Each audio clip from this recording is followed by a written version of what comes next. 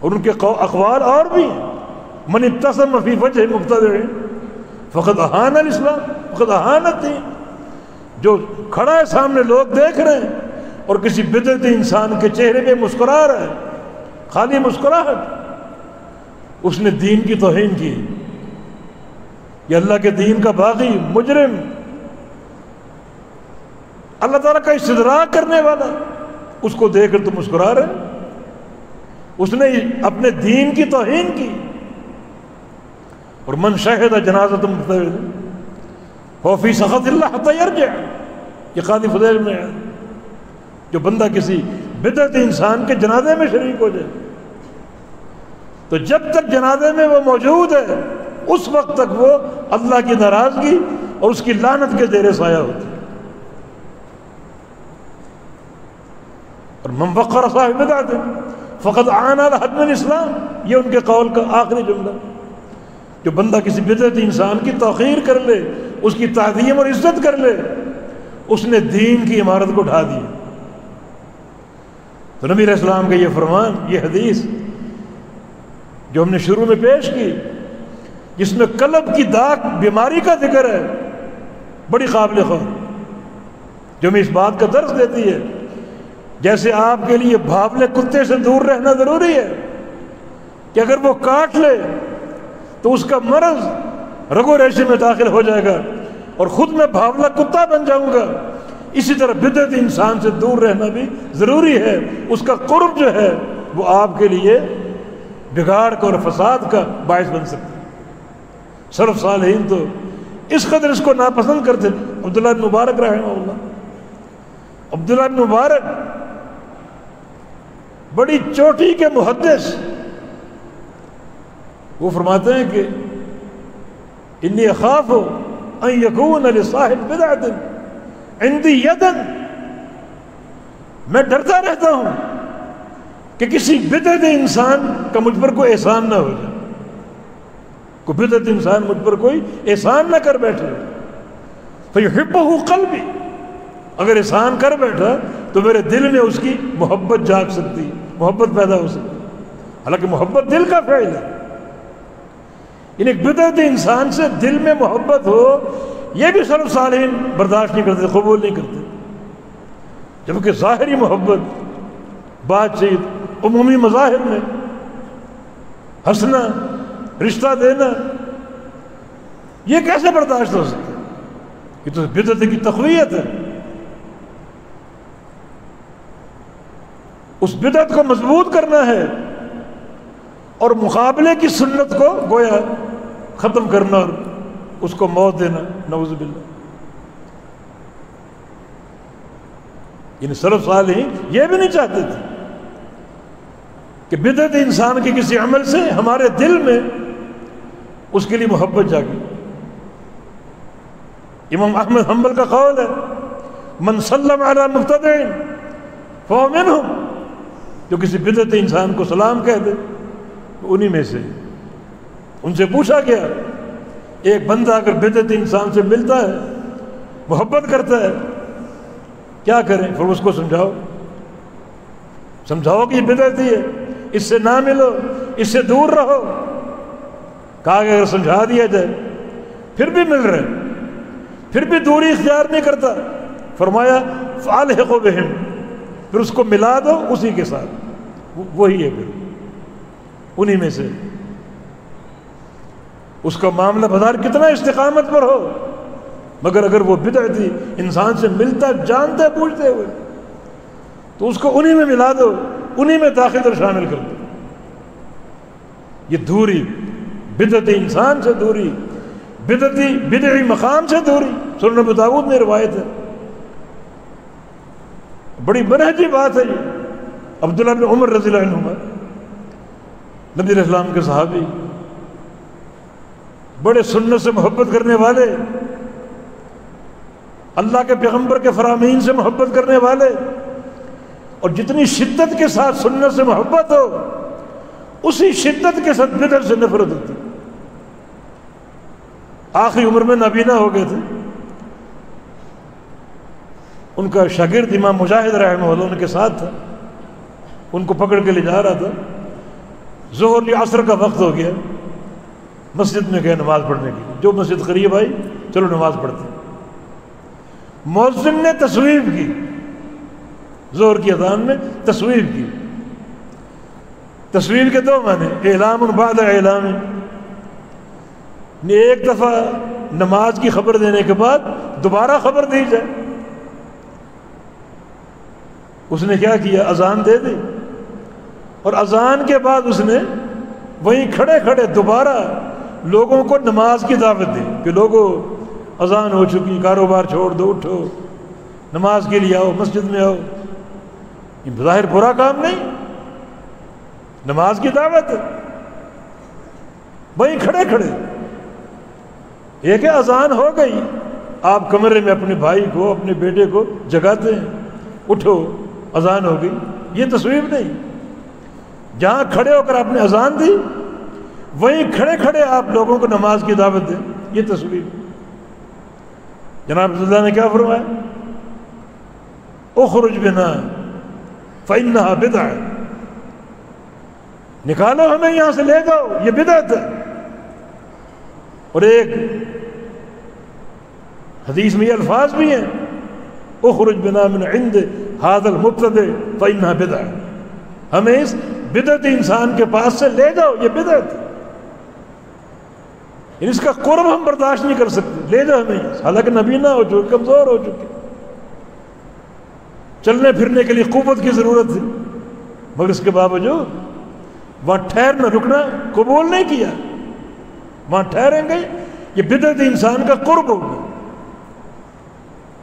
بے شمار اس کے نظائر ہیں سلف صالحین کی سیرتوں میں۔ تو اس حدیث کا خلاصہ کیا، نچوڑ کیا نکلا، منہجی مسائل کیا سامنے آئے؟ بدعت انسان کے لیے بڑی گندی تشبیہ جو خود اللہ کے رسول نے دی، تاکہ اس بدعت انسان کا مقام واضح ہو جائے، پہچان لیں یہ شخص کیسا ہے۔ وہ تشبیہ کیا ہے؟ بھاولے کتے سے تشبیہ۔ اس تشبیہ میں حکمت کیا ہے؟ حکمت یہ ہے وہ کوئی پاک نہیں ہوتا، بدعت انسان بھی پاک نہیں ہوتا، ہمیشہ ناپاک رہتا ہے۔ جس قدر ایک بدعت انسان بدعت پر عمل کرے گا اسی قدر اس کی نجاست، نفرت بڑھتی جائے گی، جو اس کی قذارت ہے اور کراہت ہے بڑھتی جائے گی۔ کتا بھی اگر سارا دن تالاب میں گزار دے، باہر نکلے گا اس کی جلد اور نفرت کے قابل ہوگی۔ مانا کثرت عبادات بدعت انسان کو پاک نہیں کر سکتی، بلکہ مزید اس کو ناپاک کرے گا۔ اور اس تشبیہ میں دوسری حکمت یہ ہے کہ جو کتا بھاولا ہے اس کے کاٹے جانے سے بچو، اگر وہ کاٹ لے تو بندہ خود بھاولا بن جاتا ہے۔ بدعت انسان کا قرب اختیار کرو گے، وہ قرب تمہارے لیے بربادی کا باعث ہو سکتا ہے، اس بدعت کے لپیٹ میں تم آ سکتے ہو، خود تم بدعتی بن سکتے ہو، اور ان کا جو ساتھ ہے جتنا زیادہ بڑھاؤ گے، اختیار کرو گے، اتنا زیادہ تمہارے لیے بربادی کا باعث ہوگا۔ یہ دوسری حدیث جس کی طرف اشارہ کیا ہم نے، سنن دارمی میں 210 نمبر حدیث کا، اس میں ایک قوم کے کردار کا ذکر،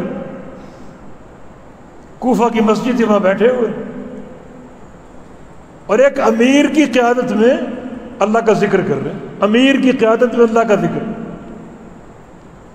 ذکر تو ایک بڑی افضل شے، فاذکرونی اذکرکم، میرا ذکر کرو میں تمہارا ذکر کروں گا۔ ایک حدیث میں سب سے افضل عمل جب ذکر اللہ ہے، سب سے افضل عمل۔ یہ قوم اللہ کا ذکر کر رہی، مگر طریقہ ذکر ان کا اپنا تھا، نبی علیہ السلام کا نہیں۔ اور دین کیا ہے؟ ادخلوا فی السلم کافہ، اللہ کے رسول کی اطاعت میں پورے داخل ہو جائیں۔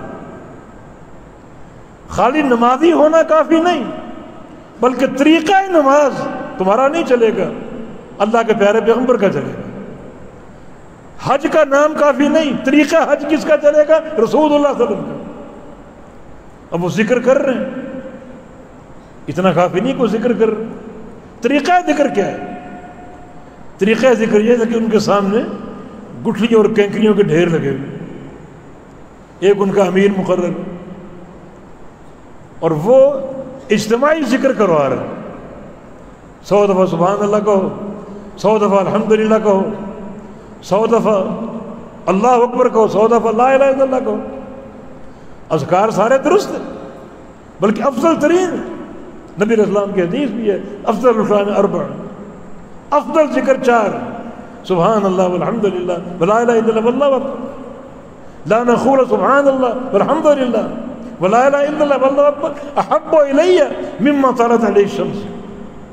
ایک دفعہ میں کہہ دوں سبحان اللہ والحمد للہ ولا الہ الا اللہ واللہ اکبر، مجھے ہر اس چیز سے محبوب ہے جس چیز پر سورج کی دھوپ پڑتی، مانا پوری دنیا سے محبوب۔ یہ ذکر وہ کر رہے، اور ایک بار نہیں، 2 بار نہیں، 100 بار، امیر کے تک، اجتماعیت کے ساتھ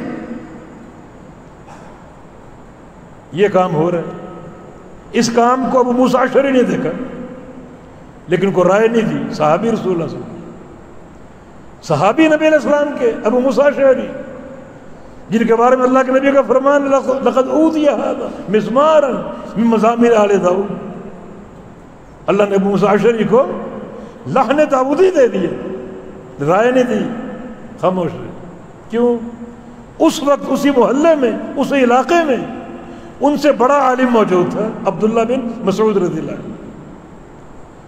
یہ منہجی بات ہے، یعنی بڑے عالم کی موجودگی میں، علماء راسخین کی موجودگی میں چھوٹا عالم فتویٰ نہ دے۔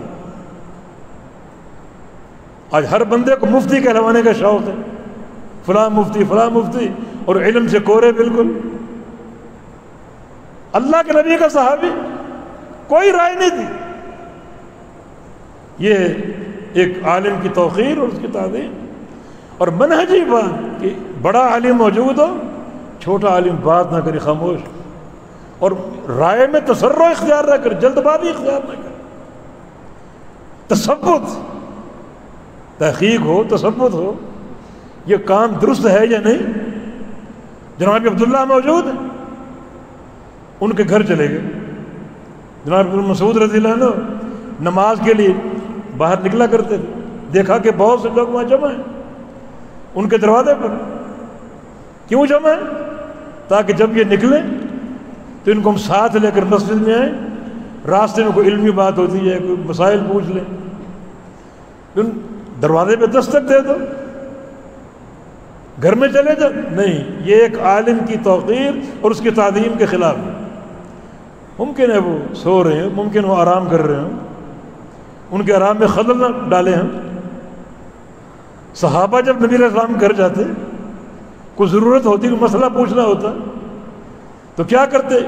کننا نقرع باب المصطفیٰ بالاظافیر، ہم اللہ کے نبی کے دروازے کو ناخن سے بجایا کرتے تھے، یہ دروازہ آپ کا اور یہ ناخن سے، اس طرح، یہ نہیں زور زور سے پیٹنا، اس طرح شور مچانا، ناخن سے، کہ اللہ کے نبی کا چھوٹا کمرہ ہے، اگر آپ جاگ رہے ہوں گے یہ آواز آپ تک پہنچ جائے گی، اور اگر سو رہے ہیں تو یہ آواز آپ تک نہیں پہنچے گی، نیند میں خلل نہیں آئے گا۔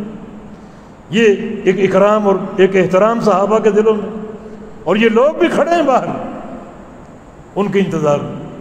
ابو موسیٰ اشعری بھی پہنچ گئے، وہ بھی ان کے انتظار میں کھڑے ہو گئے، حالانکہ تقریباً ہم درجہ صحابی تھے، آپس میں دوست تھی، نبی علیہ السلام کی صحبت میں اکٹھا وقت گزارا، لیکن اکرام، وہ بھی کھڑے ہو گئے۔ جب باہر نکلیں گے پھر ان سے بات کرو۔ نماز کا وقت ہو گیا، عبداللہ بن مسعود باہر گھر سے تشریف لائے، ابو موسیٰ اشعری نے کہا کہ میں نے مسجد میں ایک کام دیکھا، آپ بھی دیکھیں ذرا، بظاہر اچھا کام، ساتھ یہ کہ بظاہر اچھا کام ہے، مگر وہ طریقہ اللہ کے پیغمبر کے دور میں نہیں تھا۔ جناب عبداللہ نے فرمایا افلا نہیتہم، ان کو روکا کیوں نہیں؟ کہا کہ نہیں، میں تثبت اور تحقیق چاہتا تھا، مجھ سے بڑا عالم موجود ہے، بڑا فقیہ موجود ہے، میں آپ کی رائے لینا چاہتا تھا، آپ بھی جا کر دیکھیں، ان کا عمل دیکھیں۔ دونوں بزرگ ساتھ چلے کہ کوفہ کی اس مسجد میں، حلقہ اسی طرح قائم ہے، اور ایک امیر ان پر بیٹھا ہوا ہے، سبح اللہ 100 مرہ، 100 دفعہ سبحان اللہ کہو، 100 دفعہ لا الہ الا اللہ کہو، 100 دفعہ اللہ اکبر کہو، 100 دفعہ الحمدللہ کہو، اور لوگ کینکریوں پر سبحان اللہ سبحان اللہ سبحان اللہ شمار کر، پورا سرکل دیکھا ان کا 100 دفعہ کا ہی ذکر۔ دوبارہ وہ سرکل شروع ہونے سے پہلے جناب عبداللہ بولے یہ تم کیا کر رہے، کیا ہو رہا ہے؟ اور 2 ٹوک بات کی، لقد جئتم ببدعۃ ظلما، تم نے اس دین پر ظلم کرتے ہوئے ایک بدعت کو جاری کیا۔ ذکر ثابت ہے، طریقہ ذکر ثابت نہیں، طریقہ ذکر ثابت ہے۔ آج آپ دیکھیں مختلف حلقات میں ذکر ہوتا ہے، دعائیں، بھئی پہلے بتیاں بجھا دو، کیوں؟ کہاں لکھا ہوا؟ اندھیرے میں ذکر ہوگا، کیوں اندھیرے میں ذکر کیوں ہوگا؟ اس کا کچھ شرعی اصل تو پیش کرو، اصل نہیں ہے کوئی۔ اور بعد جو کلمات ذکر ہیں ان کو توڑنا پھوڑنا، سب سے زیادہ اس دین میں غلاظت داخل کرنے والے صوفی حضرات ہیں۔ کلمہ لا الہ الا اللہ کی تخصیص، پورے کلمے کا ذکر نہیں، بڑا جلالی ذکر، لا حول ولا قوت، دین کے کلمات، اللہ تعالیٰ کے کلمات، اللہ کے رسول کے کلمات جلالی ہوں گے؟ وہ تو جمال ہی جمال، حسن کا مرقع ہے وہ۔ کیا وہ آگ ہے؟ تم بھسم ہو جاؤ گے۔ قرآن برکت ہے، اذکار برکت ہے، کوئی چیز جلالی نہیں۔ اس لیے تقوی کے ساتھ 6 مہینہ سال صرف لا الہ لا الہ لا الہ لا الہ، اور سال بعد پھر الا اللہ الا اللہ الا اللہ، کلمے کو کاٹ کے رکھ دیا۔ نہ لا الہ کا کوئی معنی نہ الا اللہ کا کوئی معنی۔ لا الہ نفی محض ہے، یہ توحید نہیں ہے۔ الا اللہ اس بات ہے محض ہے، یہ بھی توحید نہیں۔ توحید کا معنی مکمل ہوتا ہے نفی اور اس بات کے ساتھ، توحید کو ذبح کر دیا۔ مجھے سفیان ثوری کا قول ہے کہ جس ذکر سے زیادہ ابلیس کی کمر ٹوٹتی ہے وہ لا الہ الا اللہ۔ ابلیس نے الٹا ہم پر وار کیا، ہم سب کی کمر توڑ دی۔ ذکر کا طریقہ ٹھیک ہے بیٹو، ذکر کرو، طریقہ یہ اختیار کرو، ذکر کو توڑ دو، کاٹ دو، لا الہ الگ کر دو، الا اللہ الگ کر دو۔ اور کچھ لوگ اور آگے بڑھ گئے، یہ لا الہ الا اللہ یہ عام لوگوں کا ذکر ہے، خاص لوگوں کا ذکر جو ہے صرف الا اللہ الا اللہ الا اللہ۔ اس سے بھی خاص لوگ جو ہیں ان کا ذکر ہے اللہ اللہ اللہ۔ اس سے بھی خاص لوگوں کا ذکر ہے ہو۔ کمالہ کر دیا دین کا۔ ابلیس نے ہماری کمر توڑ دی اس کلمے سے غافل کر کے، کلمے کے معنی کو بدل دیا، طریقے جاری کر دی بھی یہ لا الہ کا ذکر ضربے لگا کر کرو، ناک سے آواز نکالو، ناک میں آواز روکو، الا اللہ کہتے ہوئے سینے پر ضرب لگاؤ۔ کہاں لکھا ہو؟ وہ لوگ بھی ایک بدعی طریقے پر ذکر کر رہے ہیں، ایک امیر کی قیادت میں 100 دفعہ سبحان اللہ، 100 دفعہ الحمدللہ، اور لوگ اجتماعی ذکر کر رہے ہیں۔ کیا فرمایا؟ لقد جئتم ببدعۃ ظلما، تم نے اس دین پہ ظلم کرتے ہوئے ایک بدعت کو جاری کیا ہے، بدعت ہے یہ۔ کہا لوگوں اللہ سے ڈرو۔ ابھی صحابہ رسول اللہ متوافرون، پیغمبر علیہ السلام کے صحابہ بھرے پڑے ہیں، اللہ کے پیغمبر کے کپڑے موجود ہیں، جوتے موجود ہیں، برتن موجود ہیں۔ ما اسرع ہلاکتکم، تم کتنی جلدی برباد ہو گئے، کتنی جلدی تباہ ہو گئے۔ مانا بدعت تباہی ہے، بربادی ہے، حالانکہ ذکر کر رہے ہیں۔ ذکر کافی نہیں، طریقہ ذکر بھی امام الانبیاء کا ہونا چاہیے۔ اور لوگوں نے کیا کہا؟ لوگوں نے کہا کہ عبداللہ ہمارے پیچھے کیوں پڑ گئے؟ باہر جا کر دیکھو وہاں کتنی بدعنوانیاں ہو رہی ہیں، چوریاں ڈاکے ہو رہے ہیں، تاجر حرام کما رہے ہیں، حرام کھا رہے ہیں، ان سب کو چھوڑ کے تم مسجد میں ہمیں جو اللہ کا ذکر کر ان کو ٹوک رہے ہیں۔ ہاں تم کو پہلے ٹوکا جائے گا۔ سفیان ثوری رحمہ اللہ کا قول ہے البدعۃ احب الی ابلیس من المعصیہ، ابلیس کو عام گناہ سے زیادہ بدعت سے محبت ہے۔ ابلیس کی خواہش ہے کہ لوگ زانی نہ بنے، چور نہ بنے، ڈاکو نہ بنے، بدعتی بن جائیں۔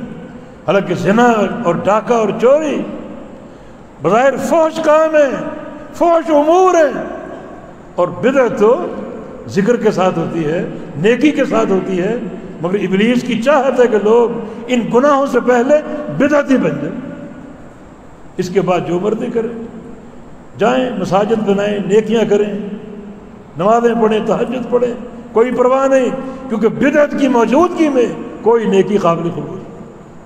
یہ تشبیہ بھاولے کتے سے ہے کہ کیسے بندہ پاک ہوگا، کیسے پاک ہوگا؟ تو اے قوم تعجب، اتنا جلدی تم ہلاک ہو گئے؟ عدو سیئاتکم، تم باہر کیوں نہیں جاتے؟ گناہ کیوں نہیں کر لیتے؟ گناہ کرو، ایک گناہ کرو، 2 کرو، 10 کرو، 100 کرو، پھر مسجد میں آ جاؤ، ان کینکریوں پر گناہوں کو گنو، میں نے یہ گناہ کیا، یہ گناہ کیا، یہ گناہ۔ کہا کہ یہ بہتر ہے، صحابی کا قول یہ بہتر ہے اس کام سے جو تم کر رہے ہو، بدعی طریقے سے جو ذکر کر رہے ہو، اس سے بہتر گناہ کر لو، وہ آ کر گن لو۔ کیوں؟ وہ بدعت ہے اور یہ معصیت ہے، وہ بدعت ہے اور یہ گناہ ہے۔ بدعت کرو گے نیکیاں ضائع ہو جائیں گی، گناہ کرو گے نیکیاں ضائع نہیں ہوں گی۔ کل قیامت کے دن جب حساب ہوگا، اللہ تعالیٰ نیکیوں اور گناہوں کو تولے گا۔ نیکیاں بھاری نہیں پڑ سکتی، بندہ کامیاب بھی ہو سکتا، مگر بدعت انسان مجرم، اس کی تو نیکیاں برباد ہو چکی، کیا وہ حساب دے گا؟ کیا تولا جائے گا اس کے عمل سے؟ تو گناہ سے نیکیاں برباد نہیں ہوتی، بدعت سے نیکیاں برباد ہوتی۔ تو اس سے بہتر یہ کہ تم گناہ کر کے گن لو۔ انہوں نے کیا کہا؟ وہی جواب دیا جو آج ہر بدعتی دیتا ہے، عبداللہ ما اردنا الا الخیر، ہمارا ارادہ خیر کا ہے، راستہ اگر ثابت نہیں تو کیا ہوا؟ نیت ہماری خیر کی ہے، طلب نیک ہے ہماری۔ اللہ طلب دیکھتا ہے، دل کو دیکھتا ہے، نیت کو دیکھتا ہے۔ ارادہ خیر ہے ہمارا، نیت خیر کی ہماری۔ دیکھا کہ یہ لوگ نہیں سمجھ رہے، ایک جملہ کہہ کے وہاں تشریف لے گئے، کم من مرید للخیر لن یصیبہ، کتنے ہی لوگ ہیں جن کا ارادہ خیر کا ہوتا ہے، نیت خیر کی ہوتی، مگر ان کو خیر حاصل نہیں ہوتی، ان کو خیر نصیب نہیں ہوتی۔ بتانا یہ چاہ رہے ہیں کہ خیر کے لیے 2 چیزیں ضروری، ایک اندر خیر ہو، نیت نیک ہو، دوسرا عمل جو ظاہر اس کا ہے وہ اللہ کے پیغمبر کے طریقے کے مطابق ہو۔ خالی خیر کافی نہیں ہے، خالی نیت کافی نہیں، بلکہ ضروری ہے کہ عمل جو ہے نبی علیہ السلام کے طریقے، آپ کی ہدایت اور آپ کی سنت کے مطابق ہو۔ یہ کہہ کر چلے گئے۔ کتنے ہی لوگ ہیں ارادہ ان کا خیر کا ہوتا ہے، نیت خیر کی ہوتی، مگر ان کو خیر نصیب نہیں ہوتی، یہ کہہ کے چلے گئے۔ اور وہ لوگ گناہ بھی گئے، جناب عبداللہ کی بات کو نہیں مانا، بیٹھے ہیں بدعت پر۔ انجام کیا نکلا؟ اس حدیث کا ایک راوی، یہ سلمہ بن عوف، یہ سلمہ بن عمر، وہ فرماتا ہے کہ انہوں نے عبداللہ کی بات کو قبول نہیں کیا۔ رأیتہم یطاعنوننا یوم النہروان، ان سب کو میں نے دیکھا جنگ نہروان میں اللہ کے نبی کے صحابہ پر تیر برسا رہے تھے خارجیوں کے ساتھ مل کر۔ آغاز کیا تھا؟ اجتماعی ذکر، ایک بدعت، چھوٹا امر، بڑھتے بڑھتے بڑھتے بڑھتے کہاں تک پہنچ گیا؟ یہ سارے لوگ خارجی بن گئے، خارجیوں کی صف میں شامل ہو گئے، صحابہ پر تیر برسا رہے ہیں، سارے خارجی بن گئے۔ منہجی بات کیا ہوئی؟ بدعت سے بچو، وہ ایک ذرے کے برابر کیوں نہ ہو، کل وہ پہاڑ بن سکتی. بدعت کی پہلی الغار ذرے کے برابر کیوں نہ ہو اس کا گلا گھونٹ دو، کل وہ پہاڑ بن سکتی. یہ ایک منہج نقطہ یہاں ثابت ہو رہا ہے. یہ دو احادیث جس سے ایک تعلق بدعت سے اور اہل بدعت سے بڑی صراحت سے سامنے آ رہا ہے. بدعت بھی قابل نفرت ہے، اہل بدعت بھی قابل نفرت ہے، نہ اس سے محبت نہ اس سے محبت. کوئی وجہ اور کوئی دلیل ایسی نہیں ہے جو اہل بدعت کے قرب کو جائز قرار دے.